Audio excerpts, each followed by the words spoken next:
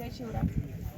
आज या ठिकाणी सर्वप्रथम आदरणीय मान्यवर मंडळी तसेच इथे जमलेले सर्व माझे मतदार बंधू भगिनींनो, सर्वप्रथम मी तुम्हाला नमस्कार करते।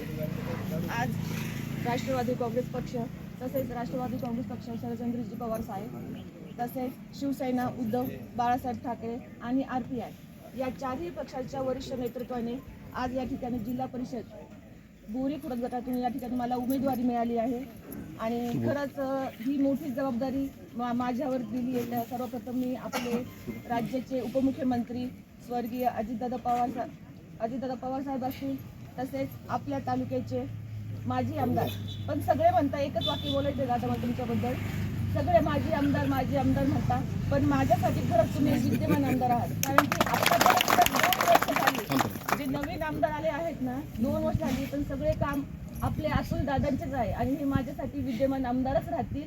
म्हणून आपले आमदार अतुलदादा बेनके साहेब असतील, आपले शिरूर लोकसभेचे खासदार कोले साहेब असतील आणि RPI सर्व पक्षाच्या वतीने मी सर्वांचे मनापासून धन्यवाद मानते। कारण की आज या ठिकाणी मला ही मोठी जबाबदारी दिली आहे आणि ही जबाबदारी सांभाळत असताना प्रत्येक जे आमचे सहकारी असतील, माझे वरिष्ठ असतील, ज्येष्ठ मंडळी असतील, यांच्या आशीर्वादाने मी आज या ठिकाणी मला जबाबदारी मिळाली आहे आणि खरंच मी सर्वांचे मनापासून धन्यवाद मानते।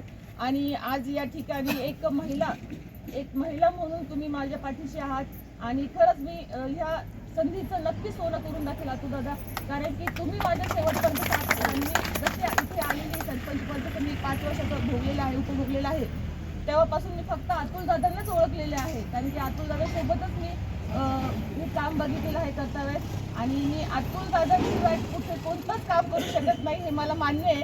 कारण की जेव्हा मी कोणत्याही कामं वैभव शेठ असतील किंवा मी असतील, आम्ही कधीही गावची कामं जाऊ ना तर अतुलदादांनी कधीच नकार दिलेला नाही, प्रत्येक गोष्टीला होकार दिलेला आहे आणि प्रत्येक कामात मदत केलेली आहे।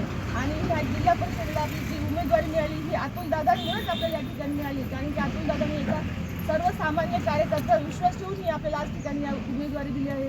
म्हणून मी सर्वप्रथम अतुलदादा खरंच मनापासून आणि आमच्या कार्यकर्त्याच्या वतीने मनापासून धन्यवाद करते मी।